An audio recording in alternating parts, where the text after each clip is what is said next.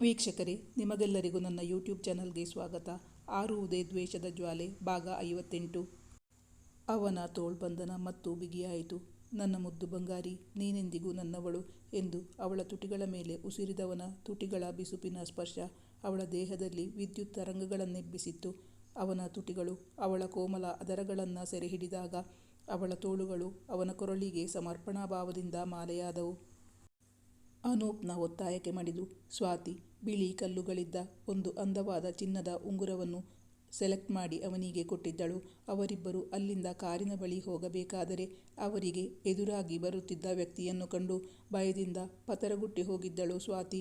ಅವಳು ಭಯದಿಂದ ನಡುಗುತ್ತಾ ಅನೂಪ್ನ ಭುಜವನ್ನು ಗಟ್ಟಿಯಾಗಿ ಹಿಡಿದುಕೊಂಡಳು. ಏನೂ ಅರಿಯದ ಅನೂಪ್ ಅವಳು ಇಷ್ಟು ಭಯಪಡುತ್ತಿರುವುದು ಯಾಕೆಂದು ನೋಡಿದಾಗ ಒಬ್ಬ ವ್ಯಕ್ತಿ ಅವರತ್ತಲೇ ನಡೆದು ಬರುತ್ತಿದ್ದ. ಅವನು ಬೇರಾರೂ ಅಲ್ಲ, ಜಯದೀಪ್, ಸ್ವಾತಿಯ ಭಾವ. ಅವನು ಅವಳ ಅತ್ಯಂತ ಸಮೀಪ ಬಂದು ಗಿಡಿಗಣ್ಣು ಬೀರುತ್ತಾ, ಏಯ್, ನಮ್ಮನೆಯಲ್ಲಿ ನಾನು ಗರತಿ ಅಂತ ಫೋಸ್ ಕೊಡ್ತಾ ಇದ್ದವಳು ನನ್ನ ತಮ್ಮ ತೀರಿ ಹೋಗಿ ಇನ್ನೂ 1 ತಿಂಗಳು ಆಗಿಲ್ಲ.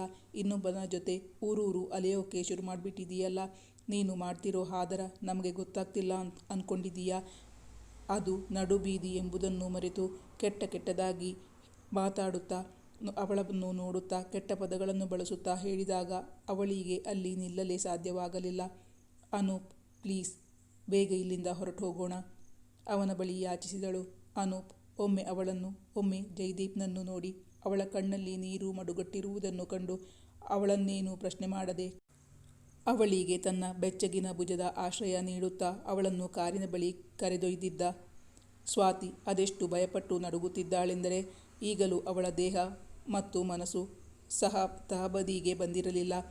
ಮನೆಗೆ ಬಂದವಳು ಬಿಕ್ಕಿ ಬಿಕ್ಕಿ ಅತ್ತು ಬಿಟ್ಟಿದ್ದಳು. ಆ ಘಟನೆಯ ಬಳಿಕ ಅವಳು ಹೊರಗೆ ಹೋಗಲೇ ಭಯಪಡುತ್ತಿದ್ದಳು.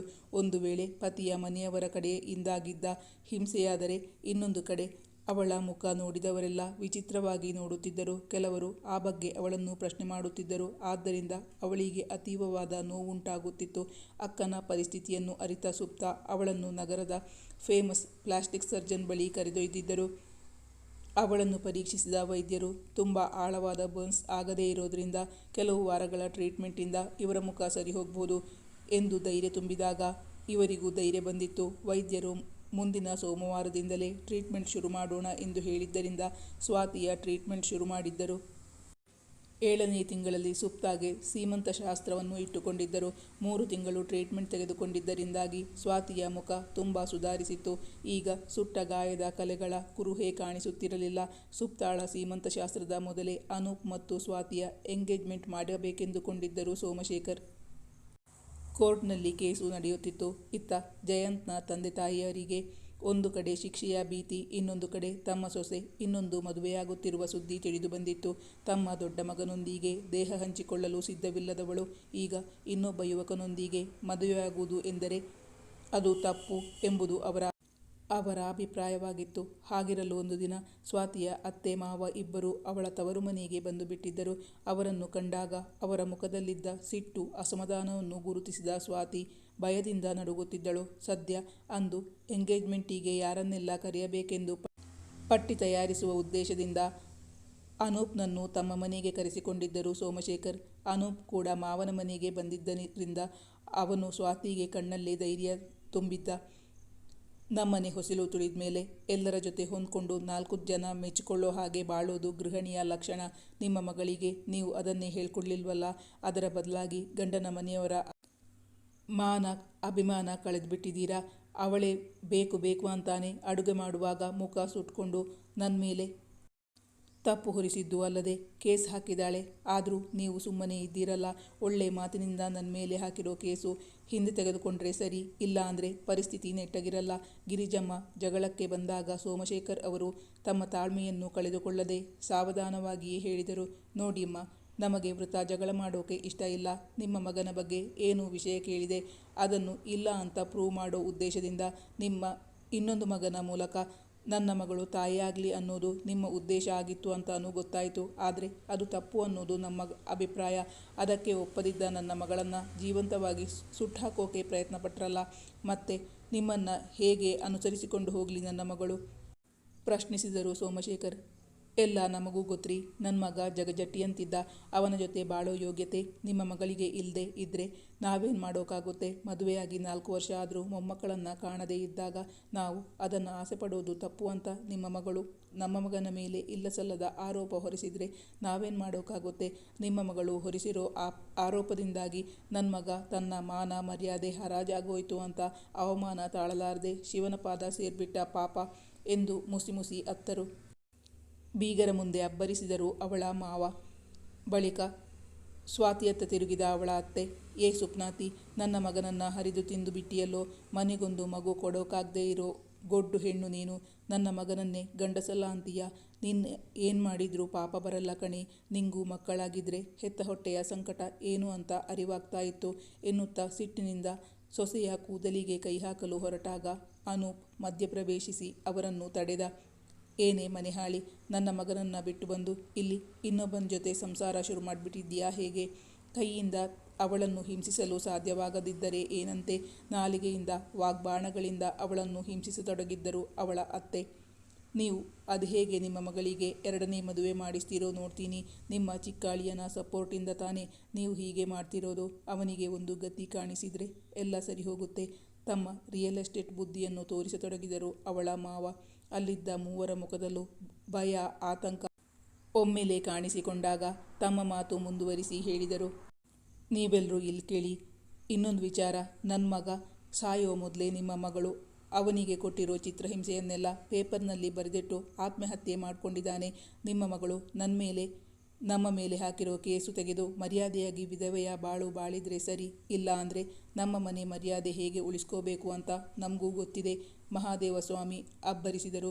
ಸ್ವಾತಿ ಈಗ ಅನೂಪ್ನನ್ನು ಮದುವೆಯಾಗಿ ಒಂದು ಮಗುವಿನ ತಾಯಿಯಾದರೆ ತಮ್ಮ ಮಗನ ಹುಳುಕು ಹೊರಬರಬಹುದು. ಅದನ್ನು ತಡೆಯುವುದೇ ಅವರ ಮುಖ್ಯ ಉದ್ದೇಶವಾಗಿತ್ತು. ಗಂಡ ಹೆಂಡತಿಯರಿಬ್ಬರು ಜಗಳ ಮಾಡಿಕೊಂಡು ದುರ್ದಾನ ತೆಗೆದುಕೊಂಡವರಂತೆ ಅಲ್ಲಿಂದ ಹೊರಟು ಹೋದಾಗ ಸ್ವಾತಿ ಪೆಚ್ಚಾಗಿ ನಿಂತಳು. ಇದು ತೀರಾ ಮರ್ಯಾದೆಗೆಟ್ಟವರ ಸಹವಾಸ. ಕೊಚ್ಚೆ ಮೇಲೆ ಕಲ್ಲು ಹಾಕೋ ಸಾಹಸ ಯಾಕಪ್ಪ? ನನಗೆ ಇನ್ನೊಂದು ಮದುವೆ ಬೇಡ, ಏನೂ ಬೇಡ. ಸುಮ್ಮನಿರಿ, ನಾನು ಹೀಗೆ ಇದ್ಬಿಡ್ತೀನಿ. ಅನೂಪ್ನನ್ನು ಮದುವೆಯಾಗಲು ಒಪ್ಪಿದವಳು ಈಗ ಭಯದಿಂದ ಹಿಂದೆ ಸರಿಯುವ ಉದ್ದೇಶ ವ್ಯಕ್ತಪಡಿಸಿದಾಗ, ಯಾಕೆ ನಮ್ಮ ಹೊಟ್ಟೆ ಉರಿಸ್ತೀಯೇ? ನಾನಿರೋ ತನಕ ಸರಿ, ಆಮೇಲೆ ನಿನ್ಗತಿ ಏನು? ಸೋಮಶೇಖರ್ ಅವರು ಕಣ್ಣೀರಿಟ್ಟರು. ಸ್ವಾತಿ ವಿಷಾದದಿಂದ ನಕ್ಕಳು. ಅಯ್ಯೋ ಬಿಡಿಯಪ್ಪ, ಮದುವೆ ಅಂದರೆ ನನಗೆ ನೈಟ್ ಮ್ಯಾರ್ ಥರ ಆಗ್ಬಿಟ್ಟಿದೆ. ಒಂದು ಜನ್ಮದಲ್ಲಿ ಅನುಭವಿಸೋ ಕಷ್ಟ ಈ 4 ವರ್ಷಗಳಲ್ಲಿ ಅನುಭವಿಸ್ಬಿಟ್ಟಿದ್ದೀನಿ. ವೈವಾಹಿಕ ಜೀವನ ನನ್ನ ಹಣೆಯಲ್ಲಿ ಬರೆದಿಲ್ಲ ಅಂತ ಕಾಣಿಸುತ್ತೆ. ಹೇಗಿದ್ರು ನನಗೆ ಕ್ವಾಲಿಫಿಕೇಷನ್ ಇದೆ. ಎಲ್ಲಾದರೂ ಕೆಲಸಕ್ಕೆ ಸೇರ್ತೀನಿ, ಜೀವನ ಮಾಡ್ತೀನಿ ಬಿಡಿ ಎಂದಾಗ ಸೋಮಶೇಖರ್ ಅವರಿಗೆ ಅತೀವ ವೇದನೆಯಾಯಿತು. ಮಗಳನ್ನು ಒಂಟಿಯಾಗಿ ಹೊರಗೆಲ್ಲೂ ಕಳುಹಿಸಲು ಸೋಮಶೇಖರ್ ಅವರಿಗೆ ಹೆದರಿಕೆ. ಆ ಜನಗಳು ಅವಳಿಗೇನು ಕೆಡುಕು ಮಾಡಲು ಹಿಂಜರಿಯುವಂಥವರಲ್ಲ. ಆ ಹಾಳು ಹುಡುಗನ ಕೈ ಹಿಡಿದು ಅವಳ ಬದುಕೆ ತ್ರಿಶಂಕು ಸ್ಥಿತಿಯಾಯಿತಲ್ಲ. ಅವನು ಜೀವಂತವಾಗಿದ್ದಾಗ ಒಂದು ರೀತಿಯ ಕಷ್ಟವಾದರೆ ಈಗ ಮರಣ ಹೊಂದಿದ ಬಳಿಕ ಇನ್ನೊಂದು ರೀತಿಯ ಕಷ್ಟ ಎಂದು ಹಗಲಿರುಳು ಕೊರಗುತ್ತಿದ್ದರು. ಕೊನೆಗೆ ಆ ಕೊರಗು ಕೊನೆಗೊಳ್ಳಬೇಕೆಂದು ದೈವ ಸಂಕಲ್ಪವಿತ್ತೇನೋ ಬೆಂಕಿಯಲ್ಲಿ ಬೆಂದು ಬಂದಿದ್ದಳು. ಈಗ ಬಿಗುವಿನ ವಾತಾವರಣದಲ್ಲಿ ಮೌನವೇ ತಾಂಡವವಾಡುತ್ತಿತ್ತು. ಅನೂಪ್ ಸ್ವಾತಿಯ ಮುಖವನ್ನೇ ನೋಡುತ್ತಿದ್ದ. ಅವನ ಎದುರಿಗೆ ಕುಳಿತಿದ್ದ ಅವಳ ಮುಖ ಸ್ವಚ್ಛವಾಗಿತ್ತು. ಅದೇ ನಿರ್ಮಲತೆ, ಅದೇ ನಿಷ್ಕಲ್ಮಶ ಕಣ್ಣುಗಳು, ತನ್ನ ಮನಸ್ಸನ್ನು ಉಯ್ಯಾಲೆಯಂತಾಡಿಸುತ್ತಿದ್ದ ಆ ಬೊಗಸೆ ಕಣ್ಣುಗಳು. ತನ್ನ ಕಣ್ಮುಂದೆ ಯೌವನದ ತುಂಬು ಯುವತಿಯಾಗಿ ಮೈತುಂಬಿ ಬೆಳೆದವಳು. ಅವಳಂದು ತವರು ಮನೆಗೆ ಶಾಶ್ವತವಾಗಿ ಬಂದಾಗಲೇ ಅವಳು ಮದುವೆಯಾಗಿ 4 ವರ್ಷವಾದರೂ ಇನ್ನೂ ತನ್ನವಳಾಗಿಯೇ ಉಳಿದಿದ್ದಾಳೆ ಎಂಬ ಸತ್ಯಾಂಶ ಗೊತ್ತಾದಾಗ ಅವನಲ್ಲಿ ಪುಲಕದ ಅಲೆಯನ್ನೆಬ್ಬಿಸಿತ್ತು. ಅನೂಪ್, ನಂಗ್ಯಾಕೋ ಇವರು ತುಂಬ ಕೆಟ್ಟ ಜನ ಅನಿಸುತ್ತೆ. ಒಂದು ವೇಳೆ ಮದುವೆ ಮಾಡಿಸಿದ್ರೆ ನನ್ನ 2 ಅಳಿಯಂದಿರಿಗೂ ತೊಂದರೆ ಕೊಟ್ಟರೆ ಅನ್ನೋ ಭಯ ನನ್ನ ಕಾಡ್ತಾ ಇದೆ, ನೋವಿನಿಂದ ಸೋತ ಧ್ವನಿಯಲ್ಲಿ ಹೇಳಿದರು ಸೋಮಶೇಖರ್. 5 ನಿಮಿಷಗಳಷ್ಟು ದೀರ್ಘಕಾಲ ಮೌನ ನೆಲೆಸಿತ್ತು. ಬಳಿಕ ಅವರೇ ಮೌನ ಮುರಿದರು. ಸದ್ಯ ಎಂಗೇಜ್ಮೆಂಟ್ ಆಗಿಲ್ಲ, ಯಾಕೆ ಮೌನವಾಗಿ ಕೂತ್ಬಿಟ್ಟೆ? ಏನಾದರೂ ಮಾತಾಡು. ಅವರು ನೀಳವಾದ ಉಸಿರು ಬಿಟ್ಟು ಹೇಳಿದಾಗ ಅನೂಪ್ ಉತ್ತರಿಸಿದ. ಮಾತೇ ಬಾರದಷ್ಟು ನನ್ನ ಹೃದಯ ಭಾರವಾಗಿದೆ ಮಾವ. ಸ್ವಾತಿ ಇಷ್ಟು ಚಿಕ್ಕ ವಯಸ್ಸಿನಲ್ಲಿ ನಿನ್ನ ಮನಸ್ಸಿಗೆ ಆಘಾತ ತರುವಂಥ ಎಂಥ ಘೋರ ಅನುಭವಗಳು. ಆ ಮದುವೆಗೆ ಅರ್ಥವೇ ಇಲ್ಲ ಅಂದಮೇಲೆ ಅವಳು ಹೇಗೆ ಅವರ ಸೊಸೆ ಆಗ್ತಾಳೆ? ಆ ಮದುವೆಗೆ ಅರ್ಥನೇ ಇಲ್ಲ ಅನ್ನೋದು ನನ್ನ ಅಭಿಪ್ರಾಯ ಅಂದಮೇಲೆ ನೀನು ಹೇಗೆ ವಿಧವೆಯಾಗೋಕೆ ಸಾಧ್ಯ ಹೇಳು ಎಂದಾಗ ಸ್ವಾತಿ ಅವನತ್ತ ಕಣ್ಣರಳಿಸಿ ದೀರ್ಘವಾಗಿ ನೋಡಿದಳು. ಮಾವ, ಹಿಂದು ಮುಂದು ಯೋಚನೆ ಮಾಡೋದೇ ಬೇಡ. ನಾವು ಆಡಂಬರದ ಮದುವೆ ಮಾಡೋದು ಬೇಡ. ದೇವಸ್ಥಾನದಲ್ಲಿ ಸರಳವಾಗಿ ಮದುವೆ ಆಗೋಣ. ಬಳಿಕ ರಿಜಿಸ್ಟರ್ ಆಫೀಸ್ನಲ್ಲಿ ರಿಜಿಸ್ಟರ್ ಮ್ಯಾರೇಜ್ ಆಗಿಬಿಡೋಣ. ಆಮೇಲೆ ಸ್ವಲ್ಪ ದಿನ ಕಳೆದ ಮೇಲೆ ಅತಿ ಸಮೀಪದ ಬಂಧು ಬಳಗದವರಿಗೆ ಪಾರ್ಟಿ ಕೊಟ್ಟರೆ ಆಯಿತು. ಬೊಗಳೋ ನಾಯಿ ಯಾವತ್ತೂ ಕಚ್ಚಲ್ಲ ಮಾವ. ನೀವಿಬ್ಬರು ಅವರ ಮಾತುಗಳನ್ನು ಕೇಳಿ ಟೆನ್ಷನ್ ಮಾಡ್ಕೊಳ್ಳೋ ಅವಶ್ಯಕತೆನೇ ಇಲ್ಲ. ಹೆದರಿಸಿ ಸ್ವಾತಿ ಹಾಕಿರೋ ಕೇಸನ್ನು ಹಿಂದೆಗೆಸಬೇಕು ಅಂತ ಈ ಅಸ್ತ್ರ ಬಳಸ್ತಾ ಇದ್ದಾರಷ್ಟೇ. ತುಸು ಯೋಚನೆ ಮಾಡಿ ಅವನು ಉತ್ತರಿಸಿದ್ದ. ಅವರು 3 ಜನರು ಕುಳಿತು ಒಂದು ಸುತ್ತಿನ ಮಾತುಕತೆಯಾದ ಬಳಿಕ ಆದಷ್ಟು ಬೇಗ ಮದುವೆಗೆ ಬೇಕಾದ ಎಲ್ಲ ಏರ್ಪಾಡು ಮಾಡಬೇಕೆಂದು ಸೋಮಶೇಖರ್ ಅವರ ಉದ್ದೇಶವಾಗಿತ್ತು. ವಿಶು ಮತ್ತು ಸುಪ್ಪಿಗೂ ಒಂದ್ಮಾತು ಹೇಳೋಣ ಎನ್ನುತ್ತಾ ಅವರು ತಮ್ಮ ಸೆಲ್ಫೋನ್ನೊಂದಿಗೆ ತಮ್ಮ ರೂಮ್ಗೆ ಹೊರಟು ಹೋದರು. ಸ್ವಾತಿ ಅನೂಪ್ ಬಳಿ, ಅನೂಪ್, ನೀನು ಆತುರದ ನಿರ್ಧಾರ ಕೈಗೊಳ್ತೀಯಾ ಅನ್ಸುತ್ತೆ. ಈಗ ನನಗೆ ನಿನ್ನ ಸ್ಪಷ್ಟವಾದ ಉತ್ತರ ಬೇಕು ಅನೂಪ್. ಇದೆಲ್ಲ ತಿಳಿದ ಮೇಲೂ ನೀನು ನನ್ನನ್ನು ಹೆಂಡತಿಯಾಗಿ ಸ್ವೀಕರಿಸ್ತೀಯಾ ಕೇಳಿದಳು ಸ್ವಾತಿ. ಅನೂಪ್ ನಕ್ಕು ಮುಂದೆ ಬಂದು ಕೈಚಾಚಿ ಅವಳನ್ನು ತನ್ನೆಡೆಗೆ ಬರಸೆಳೆದುಕೊಂಡ. ಸ್ವಾತಿ, ಹಿಂದೆ ಒಂದ್ಸಲ ನನ್ನ ಪ್ರೀತಿನ ಯಾರ ಬಳಿಯೂ ಹೇಳಿಕೊಳ್ಳದೆ ಈ ಅಮೂಲ್ಯ ನಿಧಿ ನನ್ನ ಕೈತಪ್ಪಿ ಹೋಗಿ ತುಂಬ ನೋವು ಅನುಭವಿಸ್ಬಿಟ್ಟೆ. ಈಗ ಮತ್ತೊಮ್ಮೆ ಅಂತಹ ತಪ್ಪು ಮಾಡೋಕೆ ನಾನು ಸಿದ್ಧನಿಲ್ಲ. ನನಗೆ ನಿನ್ನ ಬಗ್ಗೆ ಪ್ರೀತಿ, ಪ್ರೇಮ, ಗೌರವ ಮೊದಲಿಗಿಂತ ಹೆಚ್ಚಾಗಿದೆ. ನೀನು ನನ್ನನ್ನು ಮದುವೆಯಾಗೋಕೆ ಒಪ್ಪಿದ್ರೆ ನನ್ನಷ್ಟು ಅದೃಷ್ಟವಂತರು ಬೇರೆ ಯಾರೂ ಇಲ್ಲ. ಒಲವಿನ ಬೆಳಕು ಅವಳ ಕಂಗಳಲ್ಲಿ ಪ್ರತಿಬಿಂಬಿಸಿ ಅವಳ ತುಟಿಯಂಚಿನಲ್ಲಿ ಕಿರುನಗು ಇಣುಕಿತು. ಅನೂಪ್ ಎಂದೊಂದೇ ಪದ ಅವಳ ಕಂಪಿಸುತ್ತಿದ್ದ ತುಟಿಗಳಿಂದ ಹೊರಬಿದ್ದಿದ್ದು ಅವನ ತೋಳಿನ ಬಂಧನ ಮತ್ತೂ ಬಿಗಿಯಾಯಿತು. ನನ್ನ ಮುದ್ದು ಬಂಗಾರಿ, ನೀನೆಂದಿಗೂ ನನ್ನವಳು. ಯು ಬಿಲಾಂಗ್ಸ್ ಟು ಮೀ ಎಂದು ಅವಳ ತುಟಿಗಳ ಮೇಲೆ ಉಸಿರಿದ. ಅವನ ತುಟಿಗಳ ಬಿಸುಪಿನ ಸ್ಪರ್ಶ ಅವಳ ದೇಹದಲ್ಲಿ ವಿದ್ಯುತ್ ತರಂಗಗಳನ್ನೆಬ್ಬಿಸಿತು. ಇಂದೇ ಪ್ರಥಮ ಪುರುಷ ಸಾನ್ನಿಧ್ಯವನ್ನು ಕಂಡಿದ್ದಳು ಸ್ವಾತಿ. ಮದುವೆಯಾಗಿ 4 ವರ್ಷ ಜಯಂತ್ನೊಡನೆ ಒಂದೇ ಸೂರಿನಡಿಯಲ್ಲಿದ್ದರೂ ಅವಳಿಗೆಂದೂ ಇಂತಹ ವಿಶೇಷ ಅನುಭೂತಿಯಾಗಿರಲಿಲ್ಲ. ಅವನ ತುಟಿಗಳು ಅವಳ ಕೋಮಲ ಅದರಗಳನ್ನು ಸೆರೆ ಹಿಡಿದಾಗ ಅವಳ ತೋಳುಗಳು ಅವನ ಕೊರಳಿಗೆ ಸಮರ್ಪಣಾಭಾವದಿಂದ ಮಾಲೆಯಾದವು. ಅವರಿಬ್ಬರು ಯೌವನದ ಹೊಸ್ತಿಲಲ್ಲಿದ್ದ ಹೃದಯದ ತುಂಬ ತಮ್ಮ ಮುಂದಿನ ಜೀವನದ ಬಗ್ಗೆ ಆಕಾಂಕ್ಷೆ ಹೊತ್ತವರು.